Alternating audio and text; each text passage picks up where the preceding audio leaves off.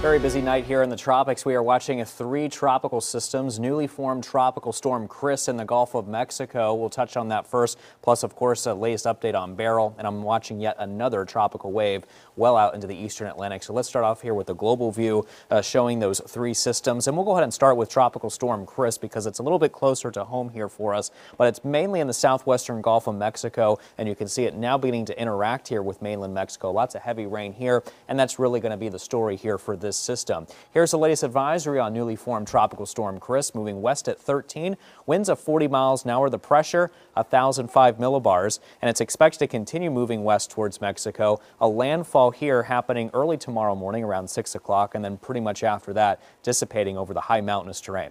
All right, let's get to Beryl. That's really the main story here, and this is a very powerful hurricane, as you can see, and we'll zoom in on it. And there is that eye, that very clear air there. Lots of showers and storms that continue to wrap around that ferocious eye and eye wall as it continues moving its way towards the west. So let's get to the latest advisory at 10 o'clock, moving west at 20. Winds sustained at 130 miles an hour, pressure down to 959 millibars. And the latest thinking is that it will continue to be steered by an area of high pressure off to its north, and that's going to allow that west-northwesterly trajectory to continue. The good news here is that it looks like it's still expected to weaken. In fact, down to about a Category 2 hurricane by the time it reaches the western Caribbean by Thursday, maybe even only a tropical storm as it could emerge into the southwestern Gulf of Mexico by the end of this week. Let's talk about the computer models, though. What's going to happen after that? Well, some of the models are a little bit split. Remember, this is a little bit long range here going out to next weekend, and it all really depends on the high pressure system to the north, because if it does let up here a little bit or weaken,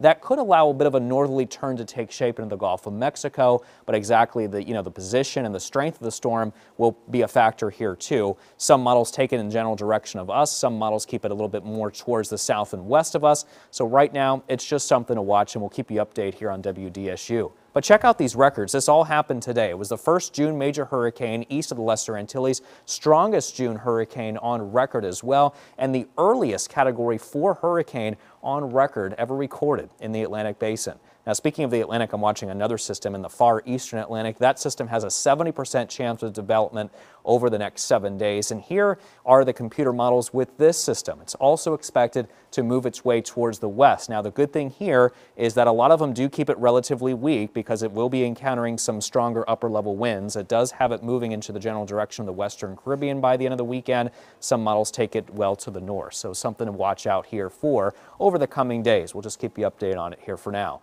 Temperature is really the main story. We're into the mid to upper 80s. Here are the final numbers today for New Orleans. A high of 95, average is 91, so that puts us above normal. At least we were nowhere near the record today. High temperatures across the rest of the area were into those low to mid 90s as well. We have the heat alert still in effect here for tomorrow. Heat advisories and excessive heat warnings, and you can see why. It's because these heat index values are expected to climb well into the 1-teens. In fact, anywhere between 110 to high as 118 degrees certainly possible. Tuesday, maybe not as hot, but still anywhere between 105 to 110 can't be completely ruled out, which is why those heat alerts will more than likely be issued yet again for Tuesday. Some of us saw some of those showers and thunderstorms develop throughout the day. Looks like they are all coming to a close now. WDSU first warning 7-day forecast. Well, we got those highs into the low to mid 90s over these next several days. Keep in mind, we do have a WDSU first warning weather alert day for tomorrow, and then just weather impact days, Tuesday through Sunday for now. We'll keep you updated for Tuesday. That could be upgraded to an alert day potentially for the excessive heat maybe there. Otherwise, expect a chance of showers and storms through at least the 4th of July holiday on Thursday, with those highs into the 90s and slimmer rain chances Friday through Sunday. Highs still into the 90s there, and lows into the 70s and lower 80s.